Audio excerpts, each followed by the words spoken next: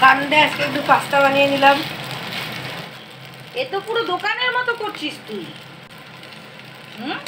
আবার ডিম, আবার পেঁয়াজে বেরেস্তা করে দিলি। এ তো দেখেই জিভে জল চলে আসছে। হ্যাঁ তুই কি করিস সানডেতে? হ্যাঁ স্কুলের ছুটি পেয়েছে একদিন।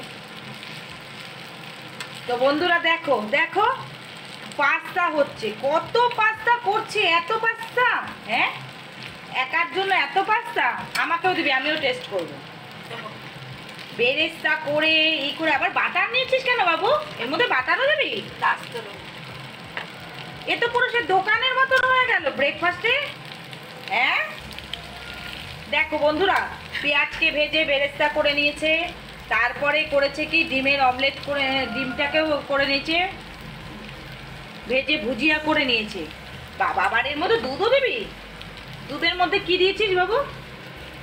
পাস্তা মশলা আর গোলমরিচ। বাহ বাবা দারুণ তো রে। কালারটা তো কি সুন্দর এসছে রে বাবু। White pasta. White sauce pasta. ও হোয়াইট সস পাস্তা, এর নাম কি? White sauce pasta. দারুণ হচ্ছে তো রে। এখন এই ছেলে দেখো খাওয়ার কত ফিরিস্তি। তোমরা দেখো একটু,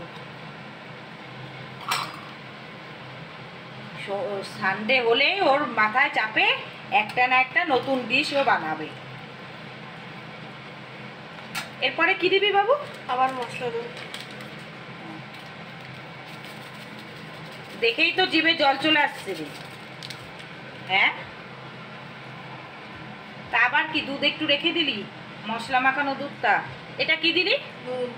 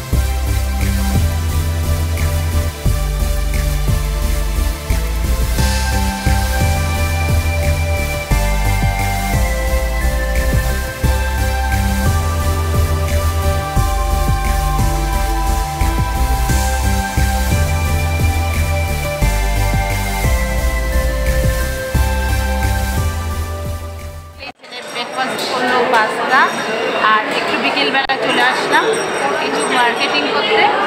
আর মার্কেটিং তো হলো অল্প অল্প, যেটা কাজের জন্য এসেছিলাম সেটা তো ঠিক মতো পেলামই না।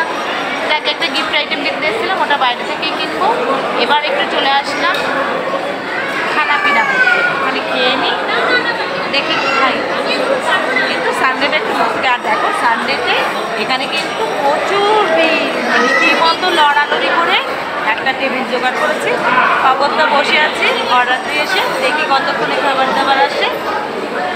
তবে সানডের দিন একটু মস্তি না করলে হয় না, তাই একটুখানি মস্তি করে নিই। দিয়েছি দেখো, দেখি এবার কাউন্টারে গিয়ে অর্ডারটা তো অনেকক্ষণই দিয়েছি। এইবার দেখতে থেকে আমাদের অর্ডারটা কীরকম হলো নাকি। বেশ অনেকক্ষণ ধরে ঘুরে ঘুরে না ভীষণ খিদে পেয়ে গেছে জানো তো। তাই এবার দেখি যে আমার অর্ডারটা হলো না। যদিও আমার ছেলেকে পাঠিয়েছি অর্ডারটা হওয়ার পরে। কোথায় গেছে দেখি, কোন কাউন্টারে গিয়ে দাঁড়িয়েছে। হ্যাঁ ও তো সবার আগেই যাবে, লাইনে দাঁড়িয়ে থাকবে।